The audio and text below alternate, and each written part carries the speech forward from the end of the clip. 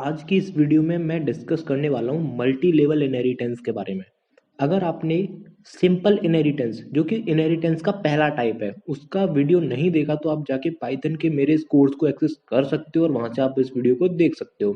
आज की इस वीडियो में जो हमारा मेन मोटिव है वो है मल्टी लेवल इनहेरिटेंस को आपको एकदम क्लियर कर देना। ठीक है, तो बिना किसी देरी के हम चलते हैं अपने पीपीटी की तरफ। यहाँ मैंने आपके लिए पहले से कुछ लिख के रखा है जिससे कि आपका टाइम बचे। ठीक है, तो देखो यहाँ पे मल्टी लेवल इनहेरिटेंस क्या होता है। हम इसको इस फ्लो डायग्राम से समझते हैं। ये आपका जो यहाँ पे डायग्राम बना हुआ है, क्योंकि ये स्टेटमेंट आपको बाद में समझ में आ जाएगी जब आप इस डायग्राम को अच्छे से समझ पाओगे। तो आपके पास एक बेस क्लास है। बेस क्लास मतलब कि पेरेंट क्लास हम जिसको बोलते हैं। ठीक है, उस बेस क्लास को आपने इनहेरिट कर लिया ड्राइव्ड क्लास वन में, मतलब जिसको हम क्या बोलते हैं, चाइल्ड क्लास। तो आपके पास एक पेरेंट क्लास था, पेरेंट क्लास की हेल्प से आपने एक चाइल्ड क्लास बनाई। तो इतना जब हम काम करते हैं तो इसको तो हम बोलते हैं सिंपल या सिंगल इनहेरिटेंस। ये जो हमने अभी तक वाली अभी हमने अपनी लास्ट वाली वीडियो में जो देखा था। ठीक है, अब थोड़ा सा हम और एक स्टेप और आगे चलते हैं। और हमने यहाँ पे क्या किया, ये जो यहाँ पे पेरेंट था, इसका यहाँ पे ये चाइल्ड था।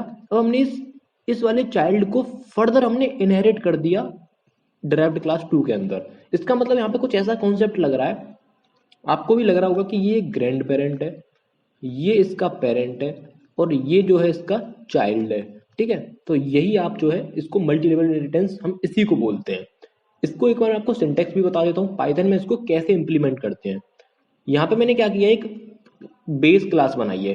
ठीक है, ये आपका क्लास का एक कीवर्ड है, ऑब्वियस सी बात है। और यहाँ पे मैंने एक बेस क्लास यहाँ पे बना दी और यहाँ पे मैं इस बेस क्लास का कुछ भी कोड जो है लिख दूंगा। उसके बाद मैं यहाँ पे इस बेस क्लास को इनहेरिट करने वाला हूँ डिराइव्ड क्लास वन में, जो कि अभी तक हम सिंपल इनहेरिटेंस में करते आ रहे थे। तो ये वाला जो कोड होगा पास वाला, जो भी यहाँ बेस क्लास का कोड होगा उसको मैं ड्राइव्ड वन के ऑब्जेक्ट की हेल्प से एक्सेस कर सकता हूँ। दिस इज द, यही तो आपका इनहेरिटेंस है। हाँ, अब हमने यहाँ पे जो एक स्टेप ऐड किया वो ये है कि हमने इस ड्राइव्ड वन को फर्दर इनहेरिट किया है ड्राइव्ड टू के अंदर। अब इससे होगा क्या कि आपका जो बेस क्लास का कोड जो भी है यहाँ पे और ड्राइव्ड वन का जो कोड है, वो दोनों के इन दोनों के कोड को मैं जो है ड्राइव्ड टू के ऑब्जेक्ट की हेल्प से एक्सेस कर सकता हूँ। और साथ में ड्राइव्ड टू के पास खुद का तो कोड होगा ही होगा। तो इस चीज को आप समझ पा रहे हो। अगर आपको बिल्कुल भी अभी समझ में नहीं आया या थोड़ा बहुत भी समझ में आया है तो आपको अब अच्छे से क्लियर हो जाएगा जब मैं यहाँ पे इसको इम्प्लीमेंट करने वाला हूँ। यहाँ पे मैं एक क्लास बनाता हूँ, फॉर एग्जाम्पल ए नाम से मैंने एक क्लास बनाई। ठीक है, यहाँ पे एक क्लास बनाई मैंने ए नाम से और यहाँ पे मैं एट्रीब्यूट्स बना लेता हूँ, for example var one. Var one नाम से मैं एक क्लास एट्रीब्यूट बनाने वाला हूँ और इसके अंदर मैं लिख देता हूँ क्लास ए एट्रीब्यूट। ठीक है, ओके। और एक मैं यहाँ पे मेथड बना लेता हूँ। मेथड कौन सा रहेगा आपका, इंस्टेंस मेथड में यहाँ पे बना लेता हूँ, फॉर एग्जांपल m1। और यहाँ पे मैं इसके अंदर मैं एक सेल्फ नाम से, जो कि पहला पैरामीटर होता है, वो हमें देना ही पड़ता है। इसके बाद मैं इसके अंदर कुछ लिख देता हूँ, for example hi I am m1। ठीक है, I am m1 of class A. And then अब ध्यान से देखना मैं क्या करने वाला हूँ, एक और क्लास बनाने वाला हूँ जिसका नाम है बी क्लास। और इस बी क्लास के अंदर मैं क्लास ए को इनहेरिट करूंगा, जिसको हम क्या बोलते हैं, सिंपल इनहेरिटेंस। ठीक है, सिंपल सा फंडा होता है जिसमें। ठीक है, अब मैं यहाँ पे क्या करने वाला हूँ, फॉर एग्जाम्पल एक मैं वेर टू नाम से एक वेरिएबल बना लेता हूँ, इसका खुद का जो एट्रीब्यूट है क्लास एट्रीब्यूट। और इसके मैं लिख देता हूँ मैं क्लास बी एट्रीब्यूट। ठीक है, ओके। अभी तक हमने इतना किया। उसके बाद मैं इसके लिए भी क्लास बी का इसका खुद का एक मेथड बना देता हूँ m2, जिसके अंदर मेरे को सेल्फ पास करना ही पड़ेगा क्योंकि ये एक इंस्टेंस मेथड है। तो यहाँ पे अब मैं लिखने वाला हूँ print hi I am m2 of class B. ठीक है, अभी तक ये जो हमने किया ये तो अभी आपको समझ में आ गया होगा, इसमें तो कोई डाउट नहीं हुई होगी, क्योंकि ये सिंगल इनहेरिटेंस है जो कि हमने पहली वाली वीडियो में डिस्कस किया था। इनहेरिटेंस की सबसे पहली जो वीडियो आई थी, तो ये तो आपको समझ में आ गया होगा। अब ध्यान से देखना, मैंने यहाँ पे क्या किया, इस ए क्लास को इनहेरिट किया है बी क्लास के अंदर। अब मैं इस बी क्लास को इनहेरिट करूंगा सी क्लास के अंदर। तो क्लास सी के अंदर मैं क्या करने वाला हूँ, बी क्लास को इनहेरिट करने वाला हूँ। और क्लास सी के पास उसकी खुद की कुछ प्रॉपर्टी होंगी, तो मैं यहाँ पे बना देता हूँ, फॉर एग्जाम्पल वेर थ्री नाम से मैं बना देता हूँ। और इसके अंदर मैं लिख देता हूँ attribute, sorry, class C attribute. ठीक है, और इसके पास इसका खुद का एक मेथड बना देता हूँ, फॉर एग्जांपल M3। ठीक है, इसके अंदर भी मेरे को सेल्फ पास करना पड़ेगा और यहाँ पे मैं लिखने वाला हूँ print hi I M M3 of class C। ठीक है, अब इससे हुआ क्या, इस मल्टी लेवल इनहेरिटेंस से हमें फायदा क्या हुआ? हमें फायदा ये हुआ कि हमारी पीढ़ी बढ़ती जा रही है मजा कर रहा था, सिंपल से बताता हूँ मैं आपको। देखो यहाँ पे क्लास ए है, ठीक है, क्लास ए को आपने इनहेरिट किया क्लास बी के अंदर, तो हुआ क्या, ये वाला जो कोड है आप इसको एक्सेस कर सकते हो क्लास ए के ऑब्जेक्ट की हेल्प से, साथ में आप क्लास बी के ऑब्जेक्ट की हेल्प से भी एक्सेस कर सकते हो। यहाँ पे क्लास बी के पास उसका खुद का भी कुछ प्रॉपर्टीज यहाँ पे लिखे हुए हैं। ठीक है, अब यहाँ पे क्या हुआ, क्लास सी जो है इसके अंदर आपने क्लास बी को इनहेरिट किया है।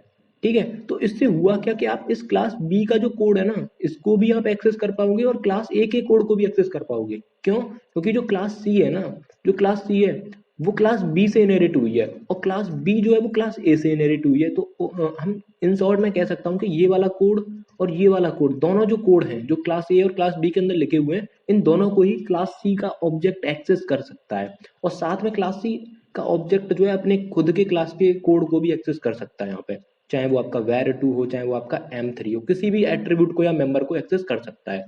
अगर आपको मैं यहाँ पे आपको कुछ एग्जांपल दिखाता हूँ। फॉर एग्जांपल मैंने यहाँ पे b जो है एक ऑब्जेक्ट बनाया, सॉरी b नहीं c बनाता हूँ, स्मॉल c एक ऑब्जेक्ट है, ये क्लास c का ऑब्जेक्ट है।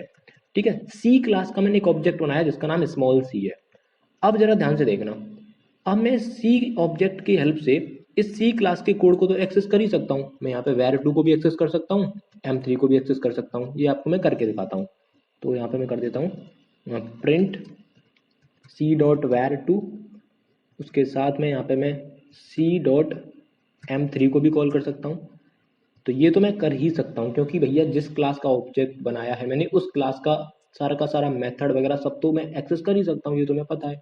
ठीक है, अब साथ में मैं क्या कर सकता हूँ, इस क्लास बी का कोड भी एक्सेस कर सकता हूँ सी की हेल्प से, कुछ इस तरह से। देखो मैं यहाँ पे अगर मैं लिखता हूँ, इसको मैं कॉपी कर लेता हूँ पहले,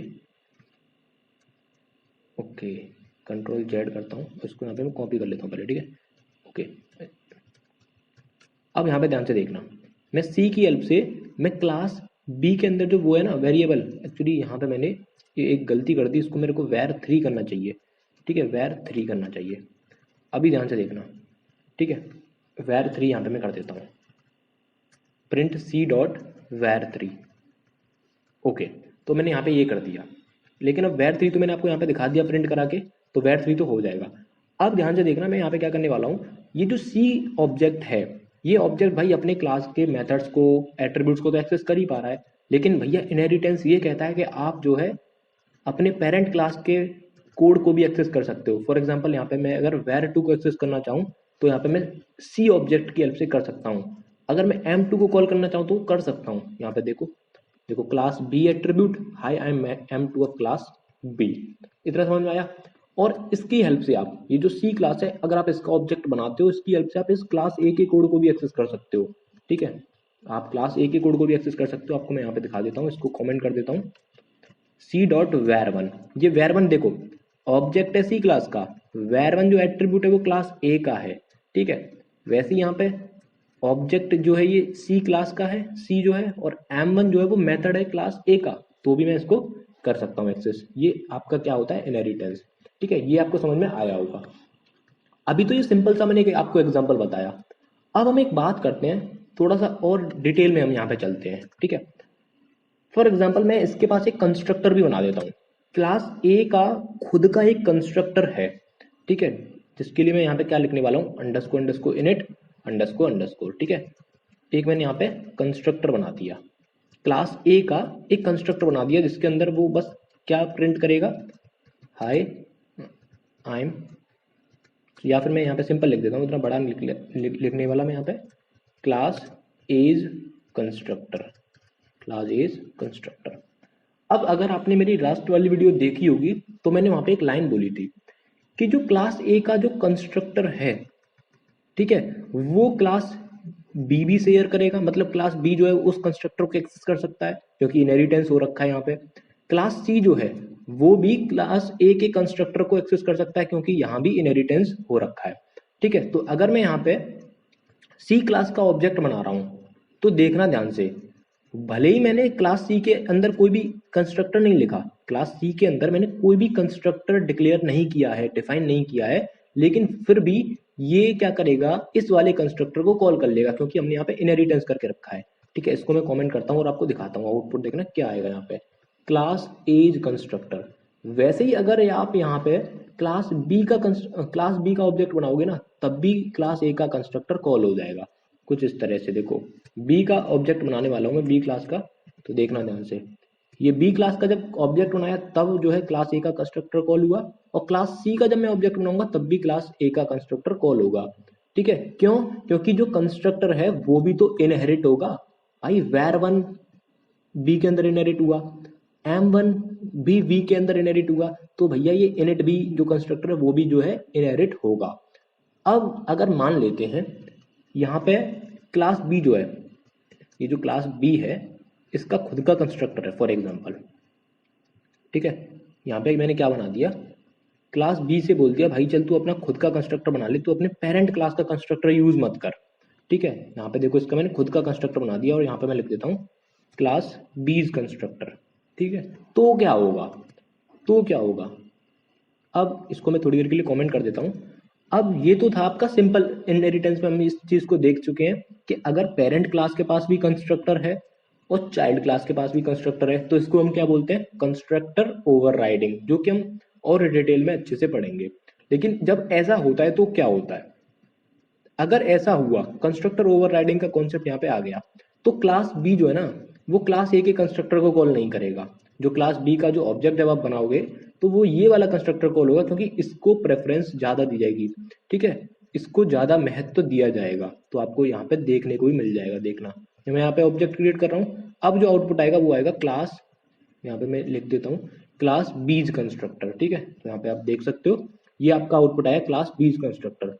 अब सीधी सी बात है भाई, अभी क्लास सी के पास कंस्ट्रक्टर नहीं है, तो अगर क्लास सी का मैं ऑब्जेक्ट बनाऊंगा तो क्या होगा, तो देखते हैं।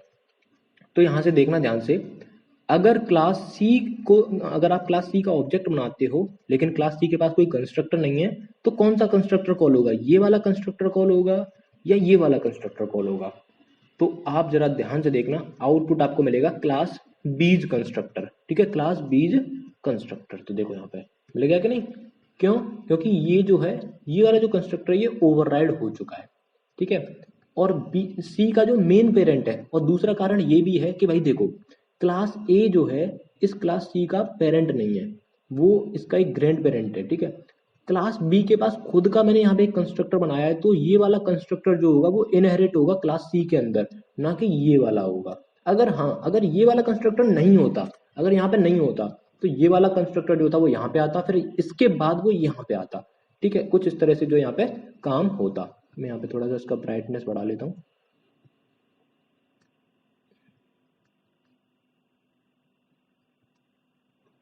ओके, ठीक है, तो आई होप आपको ये समझ में आया होगा। और हाँ, अब मान लेते हैं, अगर मान लो आप क्लास सी के पास भी उसका खुद का कंस्ट्रक्टर है तो क्या होगा, अगर क्लास सी के पास उसका खुद का कंस्ट्रक्टर है तो क्या होगा, ये भी हम देख लेते हैं यहाँ पे। ठीक है, तो अब आपको पता है, लग ही गया होगा कि क्लास सी भैया किसी और पे डिपेंड नहीं करेगा, वो खुद के कंस्ट्रक्टर को कॉल करेगा। तो यहाँ पे आउटपुट आने वाला है क्लास सीज कंस्ट्रक्टर। तो ये आपको कंस्ट्रक्टर ओवरराइडिंग समझ में आई होगी मल्टी लेवल इनहेरिटेंस के केस में। देखो ये कंस्ट्रक्टर ओवरराइडिंग जो ना हर इनहेरिटेंस में होती है, मतलब कि सिंगल इनहेरिटेंस में भी होगी, मल्टी लेवल में भी है, मल्टीपल में भी है, हाइब्रिड में भी है, बहुत तरह के इनहेरिटेंस होते हैं। तो मैंने आपको क्लास यहाँ पे कंस्ट्रक्टर ओवरराइडिंग जो है वो अभी मल्टी लेवल इनहेरिटेंस के केस में आपको समझा दी है। कुछ यहाँ पे तरीके भी होते हैं, जैसे कि समझना ध्यान से, अगर आप चाहते हो कि क्लास ए का कंस्ट्रक्टर भी कॉल हो जाए, फॉर एग्जांपल जब मैं यहाँ पे क्लास बी का ऑब्जेक्ट बनाऊंगा तो क्लास बी का ही कंस्ट्रक्टर कॉल होगा, लेकिन आप चाहते हो कि भाई क्लास ए का कंस्ट्रक्टर भी कॉल हो, तो उसके लिए हम यहाँ पे सुपर फंक्शन का यूज करते हैं कुछ इस तरह से। मैं आपको बता देता हूँ यहाँ पे, फॉर एग्जाम्पल यहाँ पे क्लास सी का मैं ऑब्जेक्ट बना रहा हूँ, ध्यान से समझना, यहाँ पे मैं क्लास सी का ऑब्जेक्ट बना रहा हूँ, और क्लास सी का ऑब्जेक्ट बनाते वक्त क्या होगा, ये बाय डिफॉल्ट ये जो मेथड है कॉल हो जाएगा।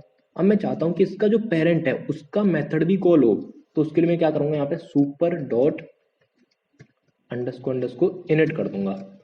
ठीक है, तो इस तरह से जो है जब आप सी क्लास का ऑब्जेक्ट बनाओगे तो ये वाला कंस्ट्रक्टर तो कॉल होगा ही, साथ में ये भी कॉल हो जाएगा। तो देखो यहाँ पे ध्यान से देखना, देखो क्लास सीज कंस्ट्रक्टर, क्लास बीज कंस्ट्रक्टर, ठीक है। वैसे ही अगर आप जो है इस क्लास, ये तो मैंने आपको लास्ट वाली वीडियो में समझा दिया था, लेकिन फिर भी एक बार बता देता हूँ। वैसे ही अगर आप बी क्लास का ऑब्जेक्ट बनाना चाहते हो, ठीक है, और आप जो है इस वाले कंस्ट्रक्टर, ये आपका बाय डिफॉल्ट कॉल होगा, लेकिन आप चाहते हो कि ए का कंस्ट्रक्टर भी कॉल हो, तो आपको यहाँ पे भी क्या लिखना पड़ेगा, super dot A, sorry super dot init, ठीक है। ये आपको जो है इस तरह से लिखना पड़ेगा। और जब आप यहाँ पे बी क्लास का ऑब्जेक्ट बनाओगे तो होगा क्या, ध्यान से देखना, यहाँ पे बी क्लास का भी कंस्ट्रक्टर कॉल होगा, साथ में ए क्लास का कंस्ट्रक्टर भी कॉल होगा। देखो यहाँ पे बी का कंस्ट्रक्टर भी कॉल हुआ, ए का कंस्ट्रक्टर भी कॉल हुआ। तो ये था आपका कंस्ट्रक्टर ओवरराइडिंग क्या होता है मल्टी लेवल इनहेरिटेंस के कॉन्सेप्ट में, ठीक है। इस सुपर फंक्शन के बारे में हम जो है ना डिटेल में डिस्कशन करेंगे बाकी आने वाली वीडियोस में, लेकिन अभी के लिए आपको बस इतना ही याद रखना है कि किस तरह से कंस्ट्रक्टर ओवरराइडिंग को डील किया जाता है। आई होप आपको ये समझ में आया होगा। आज का अगर वीडियो आपको थोड़ा सा भी अच्छा लगा हो तो प्लीज वीडियो को लाइक कर देना। बाकी मिलते हैं नेक्स्ट वीडियो में, तब तक के लिए टाटा बाय बाय।